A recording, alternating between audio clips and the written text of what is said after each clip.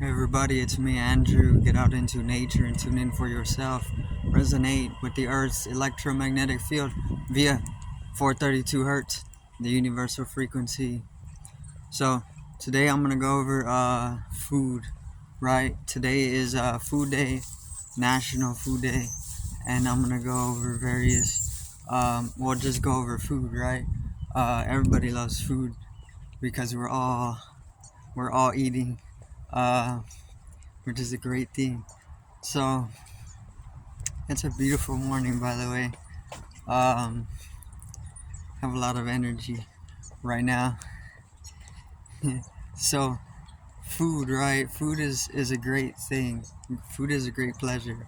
Um, but today is National Food Day, so make sure to have yourself an exquisite meal, whatever you prefer, whatever you like, whatever brings you pleasure. Something nourishing, something that's gonna nourish you. Um, whatever whatever it may be for you, right?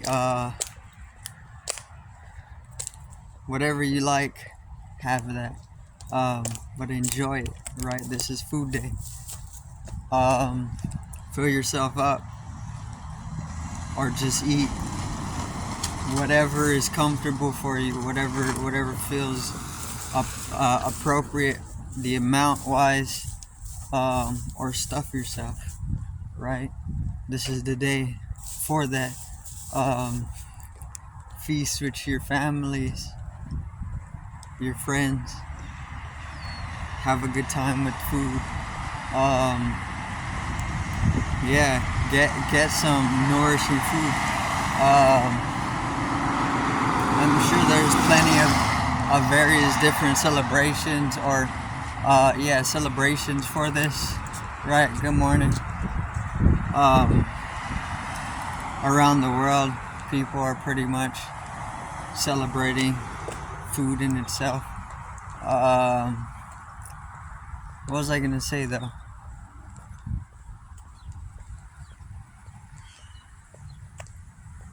Find anything that's gonna bring you the pleasure, whatever it may be that you want to eat, right? I had a great breakfast myself. I'm a vegetarian, right? So I have some fruits. Fruits are definitely delicious, the most delicious, because they resonate with the body on a highly beneficial level. They resonate with the body more than any other food, right? More than meat and vegetables at the least. Out of these three, maybe mushrooms resonate with the body on the same level as fruit. Why is that? Because we're mushroom people, and that's a fact. Our bodies are fungal, our fungal matter, right? Which is what they don't teach you in school. Good morning, brother. Good morning. They don't teach you in school that you're a fungus, or that you're a fungi, right? The Earth's the Earth's, what is it? The Earth's crust or the Earth's mantle, one of the two, is a high percentage of it is made up of mycelium, right? So the Earth is a giant mushroom, and you were grown from the Earth, the surface of the Earth, and you're just a little fraction of the Earth's surface, right? Your body's composition, at the very least. So within a large percentage of your body's mass, its composition is mycelial. It's fungal, right? So you're mushroom people. So you could grow your hair if it dreads. If you leave it alone, it'll dread. You could put it in the shape of a dome, of a mushroom dome, and you can look like a mushroom person.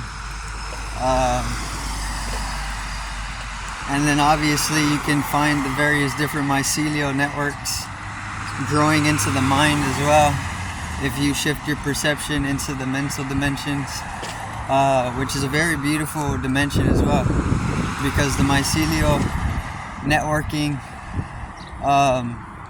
not only grows in the surface of the earth, but you can see it all throughout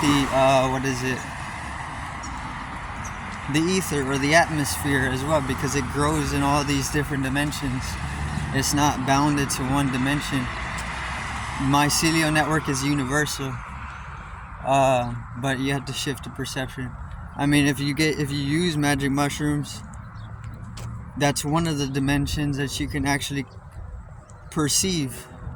There's multiple dimensions that you're going to be able to come into perceiving on any psychoactive mushroom, but one of the main ones, which allows you to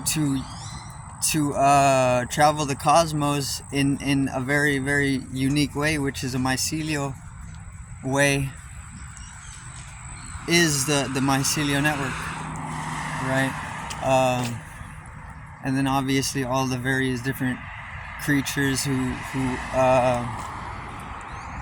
are extremely entangled with the network itself. You can kind of tune into those beings as well. But back to fruit. Fruit is the most resonant food that you can eat. Definitely more resonant than meats and vegetables. And this is anatomically backed up. Our anatomy is designed to resonate with digesting fruit more so than vegetables, and definitely more so than meat, right? Because if you take any meat eater, like big cats, tigers, or maybe even whatever type of meat eater, their anatomy supports a certain diet, and this is why they're on that diet. For the most part, the animal doesn't get confused, right? It sticks to what its body wants, or what its body actually needs. It doesn't like to confuse its body and experiment with all these different things. So it has, I think it's very, a very short digestive or very long digestive tract, one of the two. But its tract is big cat's tracts are basically designed for digesting meat. Ours are the complete opposite, and they're designed for fruit, right? I'm not telling anybody how to eat, but I'm telling you the design that our body is taken up. And you don't necessarily need to follow it either, because, I mean, nobody's following it, even if it's the correct way of doing things. Because everybody's eating vegetables anyway, and even meats. But it can have a detriment on the body. You know, red meats, but nobody really cares is the whole thing. Red meats are very cancerous because it's too much protein for our body to store, and because it's so much protein in red meats that our system isn't able to process properly, that protein just builds up and leads to cancer very, very quickly, right? Because our bodies aren't made for that type of diet. It can handle that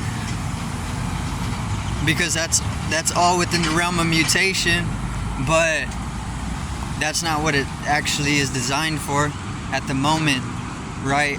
So this is why meats are one of the most detrimental foods to actually bring into your diet.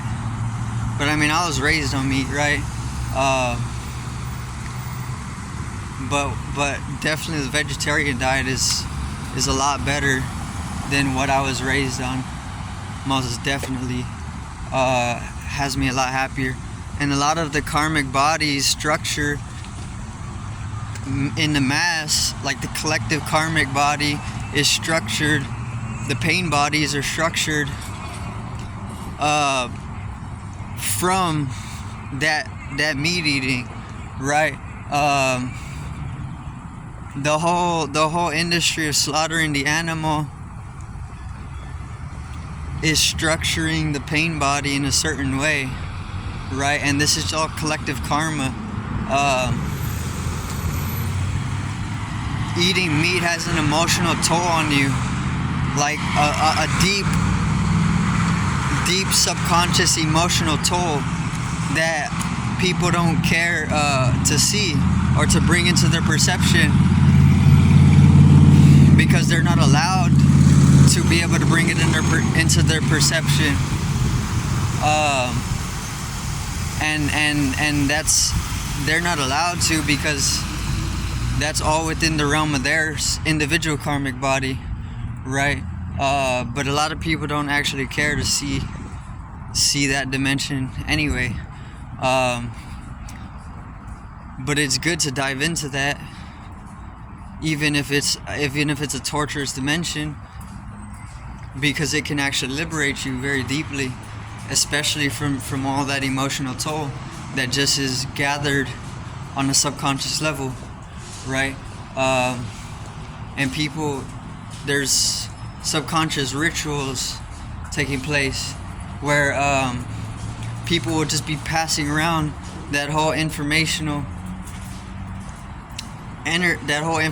flux of that emotional turmoil that comes from that whole industry, right?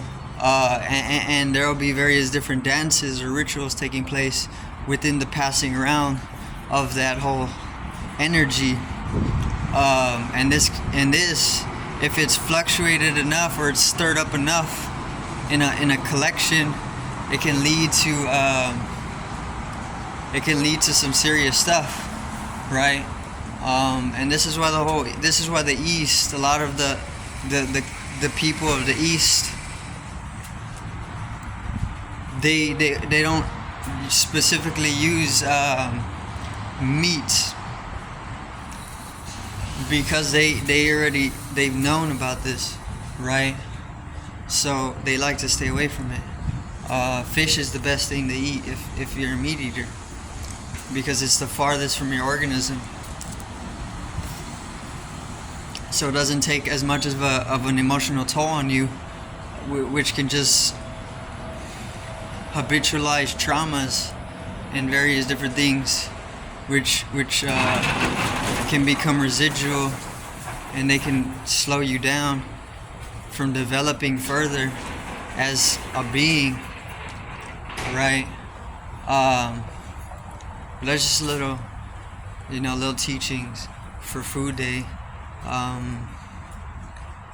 You can have whatever the hell you want, because it all works out anyway, no matter what direction we're taking.